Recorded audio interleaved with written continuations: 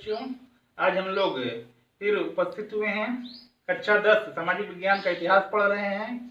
इतिहास में दूसरा अध्याय चल रहा है, भारत में राष्ट्रवाद। अब इस टॉपिक पर हमने पीछे 6 वीडियो बना चुके हैं, अब 7वां वीडियो बनाना है। अब यह वीडियो लास्ट वीडियो होगा, इसको देखते हैं। तो जो 6वां वीडियो, पिछला वीडियो हमने बनाया था, उसमें हम लोगों ने भारत छोड़ो आंदोलन तक का अध्ययन किया।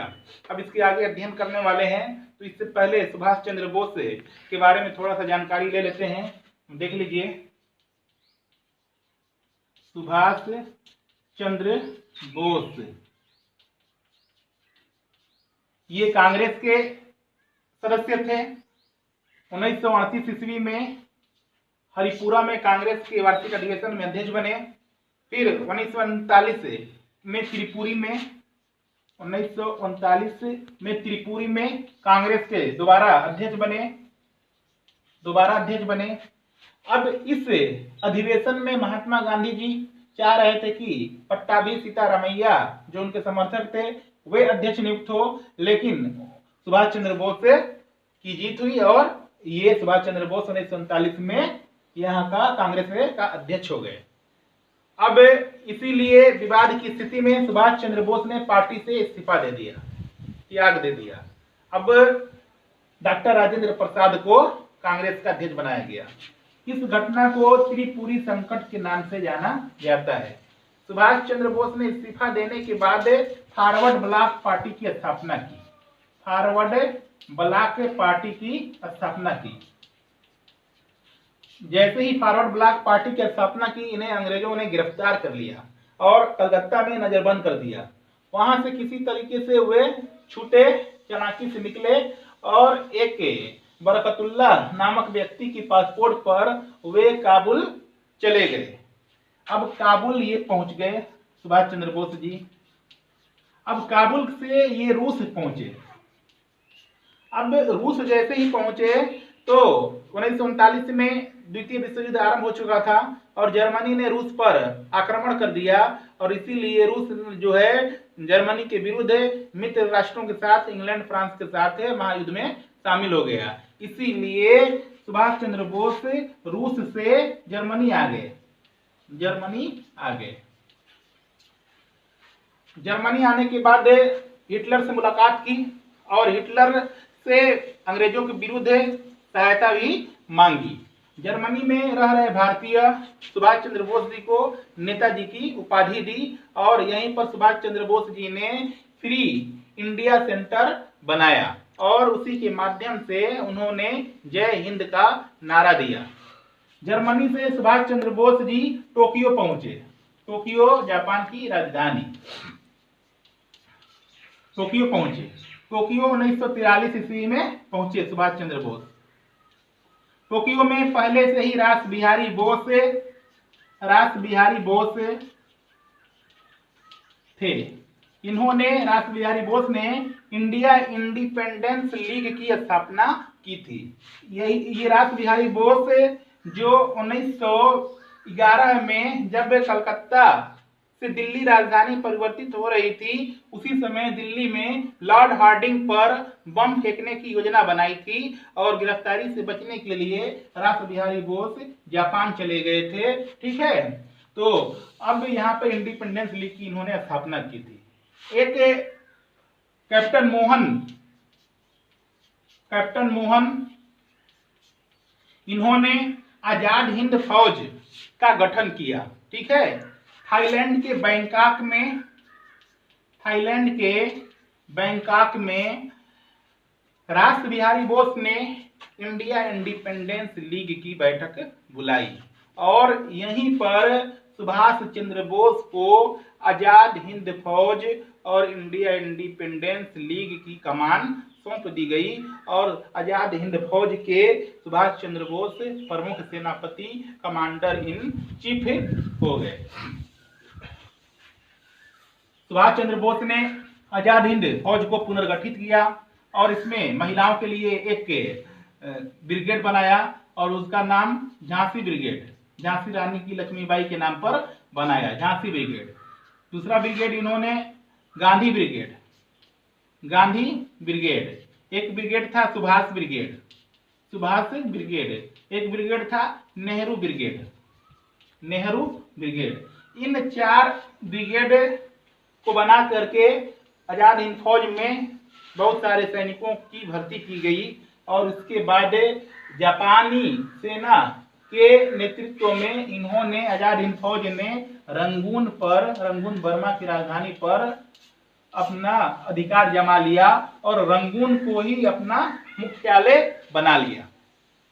रंगून से ही सुभाष चंद्र बोस ने एक रेडियो प्रसारण में महात्मा गांधी को संदेश दिया और कहा कि हे राष्ट्रपिता, मैं आपसे आशीर्वाद चाहता हूं। ठीक है, तो यहीं से महात्मा गांधी को राष्ट्रपिता की उपाधि मिली जो सुभाष चंद्र बोस के द्वारा दी गई थी। ठीक है, तो महात्मा गांधी को राष्ट्रपिता किसने कहा? सुभाष चंद्र बोस ने कहा। उन्हें महात्मा किसने कहा? तो रविंद्रनाथ टैगोर ने कहा था। ठीक है, अब इसके बाद आजाद हिंद फौज जापानी सेना के नेतृत्व में पूर्वोत्तर भारत नॉर्थ ईस्ट इंडिया के नागालैंड के कोहिमा पर आक्रमण करके अपना अधिकार जमा लिया। ठीक है, अधिकार जमा लिया। अब सेकेंड वर्ल्ड वार, द्वितीय महायुद्ध चल ही रहा था। जापानी सेना हार रही थी। जापान पर अमेरिका ने बम मार दिया, परमाणु बम से हमला कर दिया। जापानी सेना आत्मसमर्पण कर दी। साथ में आजाद हिंद फौज के सैनिकों को भी आत्मसमर्पण करना पड़ा। सुभाष चंद्र बोस यहाँ से निकल गए और ताइवान में 1945 ईस्वी में हवाई दुर्घटना, जहाज में जब जा रहे थे तो दुर्घटना में उनकी मृत्यु हो गई थी। अब आजाद हिंद फौज के सैनिकों को गिरफ्तार किया गया, उनके ऊपर मुकदमे चलाए गए और उनके मुकदमों की पैरवी के लिए वकीलों का एक टीम गठित हुआ और वकीलों की टीम के गठन में भोला भाई देसाई, टीबी सप्रू, पंडित जवाहरलाल नेहरू, काटजू, ये लोग मौजूद थे। भोला भाई देसाई के नेतृत्व में इन वकीलों ने इनका मुकदमा लड़ा। अब ये सैनिक थे गुरु बख्श,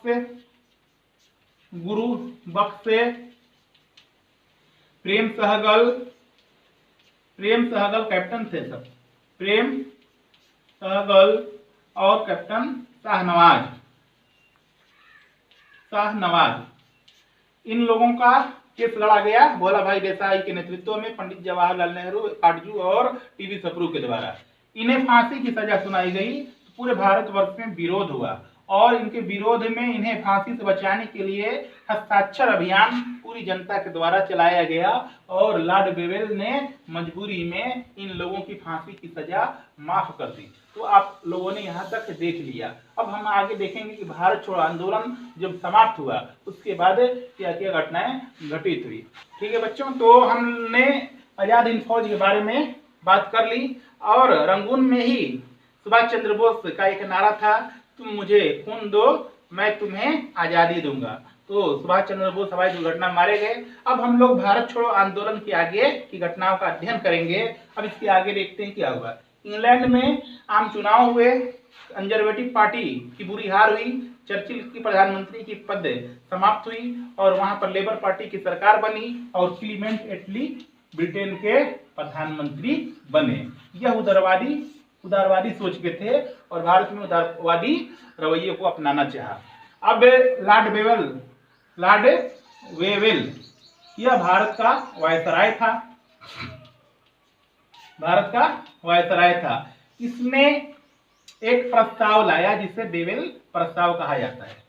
अब इस वेवेल प्रस्ताव में ये बातें थीं कि वायसराय के पद और कमांडर इन चीफ प्रमुख सेनापति के पद को छोड़ करके शेष जो सदस्य शामिल होंगे कार्यकारिणी की परिषद में वह भारतीय होंगे और इसी उद्देश्य को पूरा करने के लिए शिमला में 1945 ईस्वी में एक सम्मेलन बुलाया जिसे शिमला सम्मेलन के नाम से जाना जाता है। ठीक है, अब इस शिमला सम्मेलन में मुस्लिम लीग का प्रतिनिधि मोहम्मद अली जिन्ना थे और कांग्रेस के प्रतिनिधि के रूप में मौलाना अबुल कलाम आजाद शामिल हुए। अब यहाँ पर जो बातें थी तो 14 सदस्य कार्यकारिणी की कमेटी में 6 सदस्य मुसलमानों के लिए रखी गई। विवाद तब हुआ जब जिन्ना ने ये कहा कि मुस्लिम लीग ही मुसलमानों की पार्टी है और ये सारे 6 मुसलमान जो सदस्य हैं वह मुस्लिम लीग के ही 6 मुसलमान होंगे, बाकी किसी दूसरी पार्टी के नहीं होंगे। और इसी में मतभेद हुआ और यह शिमला सम्मेलन जो है असफल हो गया। ठीक है। अब शिमला सम्मेलन की असफलता पर मौलाना आजाद ने कहा कि यह इसकी असफलता एक जल विभाजक के रूप में देखा जा सकता है। अब आगे हम देखते हैं, भारत का सचिव पैथिक लॉरेंस हुआ। पैथिक लॉरेंस हुआ, ठीक है। अब इसी के नेतृत्व में इनकी नेतृत्व में कैबिनेट मिशन भारत आया और कैबिनेट मिशन में 3 सदस्य थे। पैथिक लॉरेंस नेतृत्व कर रहा था, एलेक्जेंडर थे और स्टेफर्ड क्रिप्स थे। अब कैबिनेट मिशन 1946 ईस्वी में भारत आया। ठीक है, भारत आया। अब इसके भारत आने के बाद इस मिशन के जो प्रस्ताव थे उनके बारे में बातें कर लेते हैं। अब इस मिशन का सुझाव था कि भारत में एक संविधान सभा का गठन किया जाए जो सभी देशी रियासत और ब्रिटिश प्रांत के क्षेत्रों से चुने जाएं और इस संविधान सभा का गठन का चुनाव अप्रत्यक्ष रूप से हो, यानी सीधे जनता के द्वारा न हो बल्कि प्रांतीय विधानमंडल के सदस्यों के द्वारा हो, जो 10 लाख के जनसंख्या का एक प्रतिनिधि के रूप में हो। ठीक है, तो इस तरीके से 389 लोगों की एक संविधान सभा गठित की गई जिसमें कांग्रेस की भारी जीत हुई और मुस्लिम लीग जो है बुरी तरह से परास्त हुआ, उसको बहुत कम सीटें आई, मुस्लिम लीग को बौखलाहट हो गई। ठीक है, दूसरा जो है कैबिनेट मिशन का सुझाव था कि भारत में अंतरिम सरकार का गठन किया जाए, अंतरिम सरकार का गठन किया जाए। अब मुस्लिम लीग ने संविधान सभा को मानने से इनकार कर दिया। 16 अगस्त 1946 ईस्वी को मुस्लिम लीग ने सीधी कार्यवाही दिवस मनाया, प्रत्यक्ष कार्यवाही दिवस मनाया और इसमें देश भर में हिंसे हुए, दंगे फैलाए गए, हजारों लाखों निर्दोष लोग जो हिंदू और मुसलमान दोनों धर्म के लोग थे मारे गए। ठीक है, अब इसके बाद जो है अंतरिम सरकार की गठन की बात आई। पंडित जवाहरलाल नेहरू के नेतृत्व में 14 लोगों के सदस्यों की एक अंतरिम सरकार की गठन का निर्णय लिया गया। ठीक है, अब इस अंतरिम सरकार में ये बातें थी कि 5 सदस्यों को मुस्लिम लीग मनोनीत करेगा, 6 सदस्यों को कांग्रेस मनोनीत करेगा, 3 सदस्य अल्पसंख्यक लोग मनोनीत करेंगे। अब यहाँ बात तब यहाँ मतभेद हो गई और मुस्लिम लीग ने अंतरिम सरकार में शामिल होने से इनकार कर दिया। ठीक है, पंडित जवाहरलाल नेहरू के नेतृत्व में 14 सदस्यों की एक अंतरिम सरकार, अंतरिम मंत्रिमंडल की गठन की गई। अब जिसका अध्यक्ष वायसराय था, ठीक है, और उपाध्यक्ष जो है पंडित जवाहरलाल नेहरू थे। इन 14 सदस्यों में जो प्रमुख नाम है वह है पटेल, सरदार पटेल जी का, फिर नाम है बलदेव सिंह का, अरुणा आसफ अली का, डॉक्टर राजेंद्र प्रसाद का इत्यादि। ठीक है, तो ये प्रमुख चेहरे थे जो अंतरिम सरकार में शामिल थे, जिनको अलग अलग विभाग सौंपे गए थे। तो यहाँ तक कैबिनेट मिशन की बात आ गई और कैबिनेट मिशन को कांग्रेस ने पूरी तरीके से स्वीकार कर लिया। अब संविधान सभा की प्रथम बैठक 9 दिसंबर 1946 को हुई। इस बैठक में मुस्लिम लीग शामिल नहीं हुआ। 1946 में पहली बैठक हुई और इस बैठक की अध्यक्षता डॉक्टर सचिता नंद ने की और यह फैसला किया गया कि डॉक्टर राजेंद्र प्रसाद संविधान सभा के अस्थायी अध्यक्ष बनेंगे। और दूसरी बैठक जो है 11 दिसंबर 1946 को हुई और इस दूसरी बैठक में डॉक्टर राजेंद्र प्रसाद को संविधान सभा का अस्थायी अध्यक्ष बना दिया गया। इतना क्लियर। अब अंतरिम सरकार में जो 14 सदस्यों की जो टीम थी उसमें पंडित जवाहरलाल नेहरू ने और वायसराय ने मुस्लिम लीग को आने के लिए, फिर से वापस आने के लिए पूरी तरीके से रास्ते खुले रखे थे। बाद में मुस्लिम लीग भी अंतरिम सरकार में शामिल हो गई और 5 लोग मुस्लिम लीग की तरफ से अंतरिम सरकार में शामिल हुए, जिसमें वित्त मंत्रालय जो था, वित्त मंत्रालय मुस्लिम लीग के लियाकत अली के पास था, लियाकत अली के पास था। ठीक है बच्चों। अब जो मुस्लिम लीग अंतरिम सरकार में शामिल हुई उसका मकसद अपना स्वार्थ था, उसका मकसद भारत में स्थिति को और बिगाड़ना था। ठीक है ना। अब लियाकत अली को वित्त मंत्रालय मिला और वित्त मंत्रालय के पद पर इन्होंने जो वित्तीय जो चीजें थी उसको ये पास ही नहीं होने देते थे। ऐसा लगता था कि इस अंतरिम सरकार में ही भारत और पाकिस्तान का जन्म हो चुका है, दिख रहा है। ठीक है ना। अब यहीं इससे नाराज होकर सरदार पटेल जी ने कह दिया था कि ऐसा लगता है कि इसी में पाकिस्तान दिखाई दे रहा है।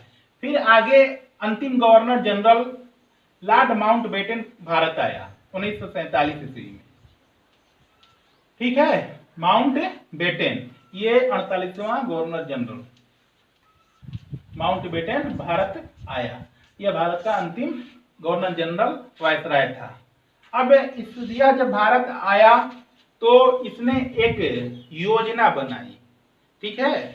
और यहाँ पर इन्होंने पूरी भारत के नेताओं से मिल करके यहाँ की स्थिति को समझा और यह निष्कर्ष पर पहुंचा कि भारत का विभाजन पहले संभव है, तब जो है भारत आजाद हो सकता है। ठीक है। इससे पहले एटली द्वारा, क्लीमेंट एटली प्रधानमंत्री ब्रिटेन के, क्लीमेंट एटली द्वारा एक फरवरी घोषणा की गई, फरवरी घोषणा की गई थी। फरवरी घोषणा 20 फरवरी 1947, 20 फरवरी 1947 ईस्वी को। ठीक है। ब्रिटेन के पार्लियामेंट के हाउस ऑफ कॉमन्स में ब्रिटिश प्रधानमंत्री क्लीमेंट एटली ने घोषणा की कि जून 1948 तक भारत को सत्ता हस्तांतरित कर दिए जाएंगे, यानी भारत को जून 1948 ईस्वी तक आजाद कर दिया जाएगा। इसी उद्देश्य को पूरा करने के लिए माउंटबेटन को भारत भेजा वायसराय बनाकर। अब यह भारत आकर के लोगों से मुलाकात की और यह निष्कर्ष पर पहुंचा कि भारत का विभाजन ही भारत के हित में सही होगा और इसने विभाजन की एक योजना बना डाली। ठीक है। अब इसने कहा कि जो पश्चिमोत्तर सीमा प्रांत हैं, ठीक है, वहां जनमत संग्रह होगा। सिंध जो है वहां की प्रांतीय विधानमंडल तय करेगी, बलूचिस्तान जो है वहां की प्रांतीय विधानमंडल तय करेगी कि हमें पाकिस्तान में शामिल होना या अलग रहना या हिंदुस्तान में शामिल होना, और पश्चिमोत्तर सीमा प्रांत में जनमत संग्रह होगा। पंजाब और बंगाल में एक रायल सीमा गठित की जाएगी और उसका विभाजन किया जाएगा। और इस संदर्भ में भारतीय कांग्रेस के नेताओं से यह मुलाकात किया। ये गांधी जी नहीं चाहते थे कि भारत का विभाजन हो। गांधी जी कहते थे कि भारत पूरे आग के लपेटे में गिर जाए तब भी मैं विभाजन को नहीं मान सकता, और कहते थे कि यदि कांग्रेस भारत का विभाजन चाहती है तो मेरे मृत शरीर पर भारत का विभाजन होगा। वे कभी भारत का विभाजन नहीं चाहते थे। माउंटबेटन, सरदार पटेल, पंडित नेहरू, पंडित जवाहरलाल नेहरू को विभाजन के लिए तैयार कर लिया। ठीक है। और विभाजन के लिए तैयार कर लिया। मौलाना अबुल कलाम आजाद, डॉक्टर सैफुद्दीन किचलू, खान अब्दुल गफ्फार खान, ये लोगों ने विभाजन पत्र पर सिग्नेचर नहीं किया, इन्होंने विभाजन को नहीं स्वीकार किया। ठीक है। महात्मा गांधी को भी माउंटबेटन ने तैयार कर लिया। तो इस तरीके से विभाजन पर लोगों की सहमति, कांग्रेस की भी सहमति हो गई। ठीक है। तो इसको माउंटबेटन योजना के नाम से जाना जाता है। अब यहाँ तक तो हम लोगों ने देख लिया। अब 1947 18 जुलाई 1947 ईस्वी को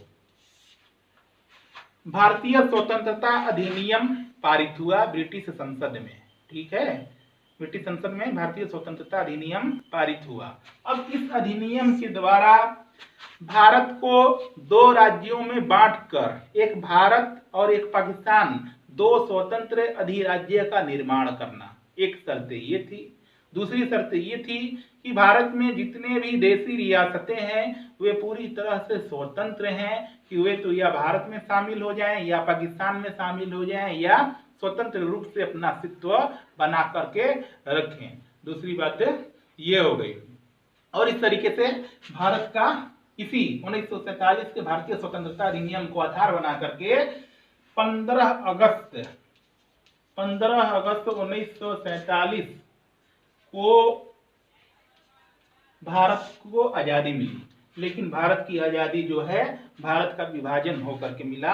भारत और पाकिस्तान नामक दो स्वतंत्र अधिराज्य बने और स्वतंत्र भारत का प्रथम गवर्नर जनरल लॉर्ड माउंटबेटन बना और स्वतंत्र पाकिस्तान का गवर्नर जनरल मोहम्मद अली जिन्ना बने।